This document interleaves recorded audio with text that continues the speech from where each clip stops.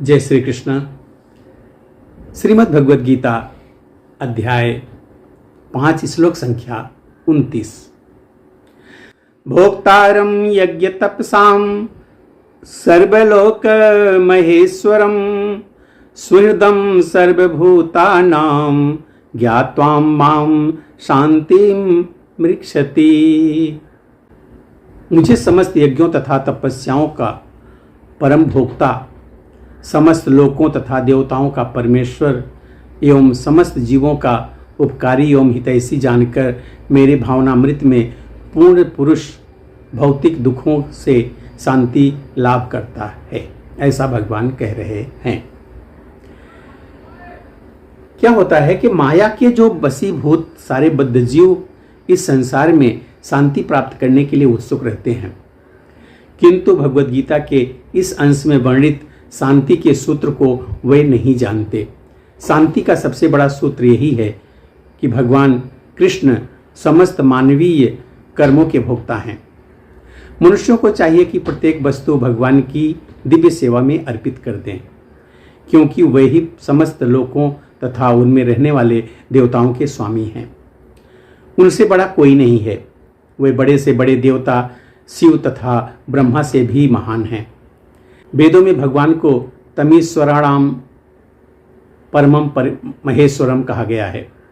माया के वशीभूत होकर सारे जीव सर्वत्र अपना प्रभुत्व जताना चाहते हैं, लेकिन वास्तविकता तो यह है कि सर्वत्र भगवान की माया का ही प्रभुत्व है। भगवान प्रकृति माया के स्वामी हैं और बद्ध जीव प्रकृति के कठोर अनुशासन के अंतर्गत हैं।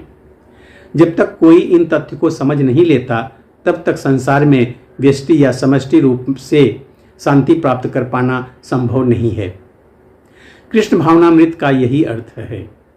भगवान कृष्ण परमेश्वर हैं तथा देवताओं सहित सारे जीव उनके आश्रित हैं। पूर्ण कृष्ण भावनामृत में रहकर ही पूर्ण शांति प्राप्त की जा सकती है।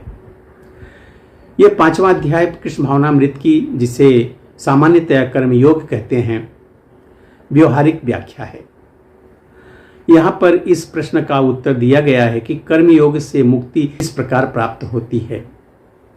कृष्ण भावनामृत में कार्य करने का अर्थ है परमेश्वर के रूप में भगवान के पूर्ण ज्ञान के साथ काम करना या कर्म करना।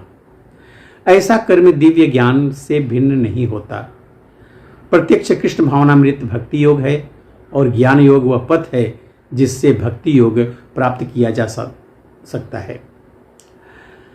कृष्ण भावनामृत का अर्थ है परमेश्वर के साथ अपने संबंध का पूर्ण ज्ञान प्राप्त करके कर्म करना, और इस चेतना की पूर्णता का अर्थ है कृष्ण या श्री भगवान का पूर्ण ज्ञान। शुद्ध जीव भगवान के अंश में ईश्वर का शाश्वत दास है। यह माया पर प्रभुत्व जताने की इच्छा से ही माया के संपर्क में आता है और यही उसके कष्टों का मूल कारण है।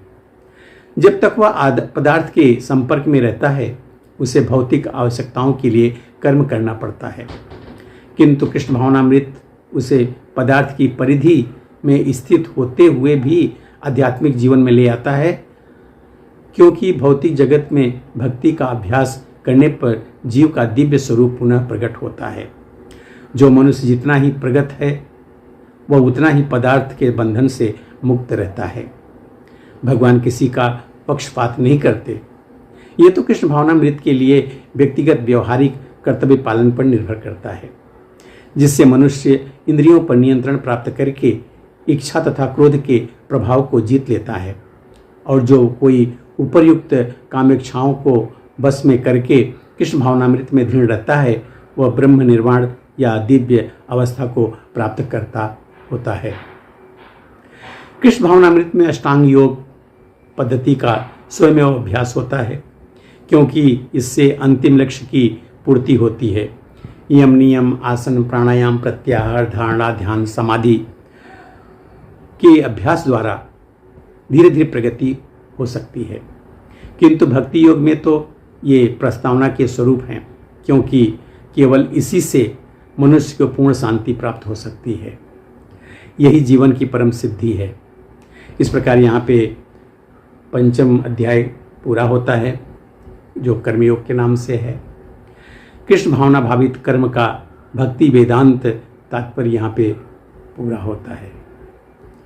मिलते हैं अगले अध्याय में अगले श्लोक के साथ, अगले वीडियो में। तब तक के लिए जय श्री कृष्ण।